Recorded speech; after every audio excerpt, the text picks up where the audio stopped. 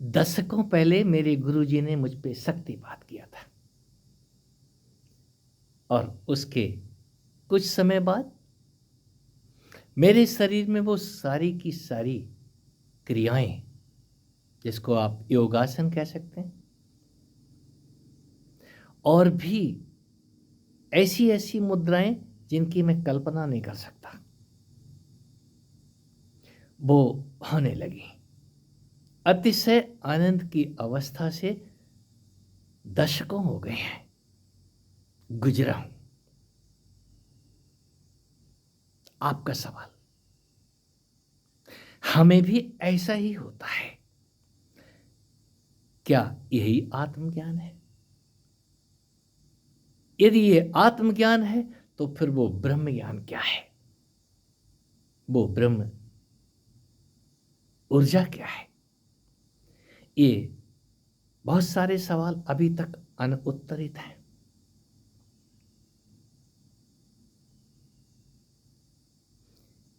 संभव है, मैंने जो कहा है कि बहुत सारी क्रियाएं बहुत सारे मित्रों को काफी लंबे समय से हो रही हों, और ये होती हैं। वास्तव में ये स्थिति बड़ी दुर्लभ है। यदि ऐसा हो रहा है तो ये अतिशय शुभ है और अशुभ भी। मैं दोनों तरफ से लेता।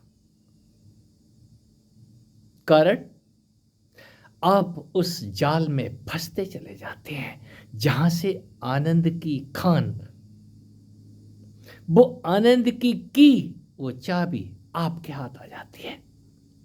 आप उस चाबी को घुमाना सीख जाते हैं कि इस चाबी को घुमाने से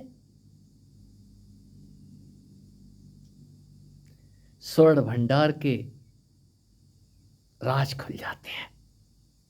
वो चाबी समझ आने लग जाती है। चाबी कहां पे है? आपके मूलाधार पे लगी हुई वो चाबी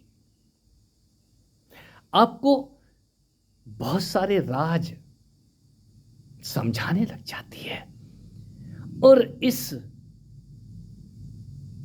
शक्ति के, इन क्रियाओं के होते होते आप बहुत सारे योग रहस्यों से परिचित होते हैं।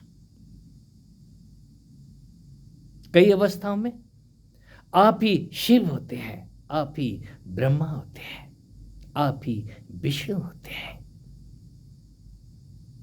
और थोड़े ही समय में वो आवरण आ जाता है। अभी तो मैंने कुछ भी नहीं जाना है, इसका मतलब इससे आगे भी बहुत कुछ है। ऐसा है। आप याद करें, बच्चा जब स्कूल जाता है तो वहां क्या सीख के आता है, इसकी छोड़िए। घर में आते ही वो कभी कलम उल्टी पकड़ता है, कभी कलम सीधी पकड़ता है। आजकल पेन आ गए, पेंसिल आ गई। किसी जमाने में कलम हुई करती थी और वो कलम बार बार टूटती थी। माँ उसको कलम छील के देती थी और पकड़ने का तरीका बताती थी, माँ या पिताजी। आज भी वही माँ। आप जिस क्रिया की बात कर रहे हैं कि हमें क्रियाएं होने लगी हैं, वो क्रिया शक्ति है। उस क्रिया शक्ति से आप कितना परिचित है, कितनी यारी बनाई है आपने, कितनी आप उसकी सेवा ले रहे हैं या उसको सेवा दे रहे हैं, दोनों चीजें मायने रखती हैं। यदि आप वहां पर सेवक भाव से हैं, बहुत अच्छी बात है। यदि आप सेवा ले रहे हैं, वो लक्ष्मी, वो मां पार्वती आपको नहलाने से लेकर के आपके सारे काम करती नजर आएगी। आपके इस तन की सेवा से लेकर के वो हर कदम दर कदम आपके साथ खड़ी होती हुई दिखाई देगी।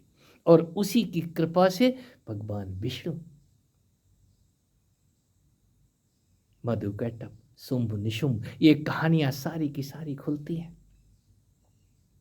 यदि ऐसा हो रहा है तो ये शुभ है, और साथ में अशुभ भी, शुंभ और निशुंभ दोनों आते हैं।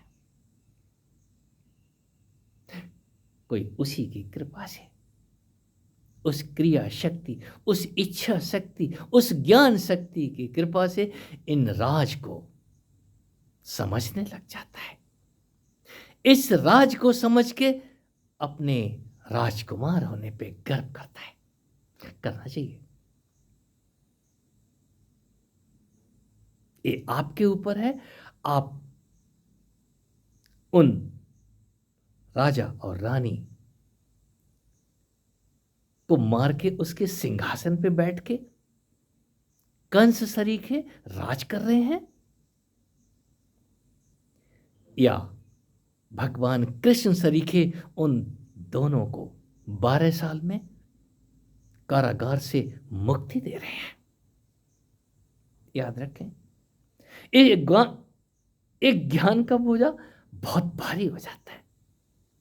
कोई कोई ज्ञान के बोझे पे ही ठिठक जाता है। श्रवण कुमार सत्संग करते करते सुन लिया उसने, या अंतःस्फुरण से जो कुछ भी उसको समझ आ गया है, मां बाप को दर्शन कराने चाहिए। कौन से मां बाप? चल पड़े कांवर उठा के, कोई गंगा जल लाने जा रहा है और कोई लंबी लंबी यात्राओं पे निकल जाता है। ये यात्राएं कहीं नहीं ले जाती हैं।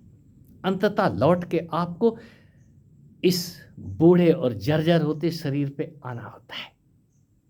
फिर आप एक दिन धड़ाम से बैठ जाते हैं या गिर पड़ते हैं। तब आपकी समझ में आता है मैं कर क्या रहा था। पूरी जिंदगी मैंने इस अंधे, बूढ़े, लाचार तन की तरफ, अब तो देखो ना, समय निकलता जाएगा, निकलता जा रहा है।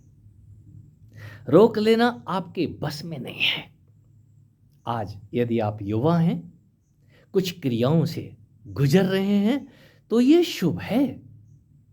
और क्रियाएं इतनी धीमी हैं, जैसे ये धरती घूमती है ना, तो कब शाम हो गई और कब सुबह हो गई पता नहीं चलता। धरती घूम रही है, चांद घूम रहा है, पूरी कायनात घूम रही है सूर्य के चारों तरफ। एक सूर्य है जो कहीं नहीं जा रहा है, अपनी जगह पे अडिग है, अडोल है। यस, आपके अंदर भी वही सूर्य है, आप भी वही सूर्य है। यदि उस खंबे से, उस नील वर्ड से, उस मूलाधार से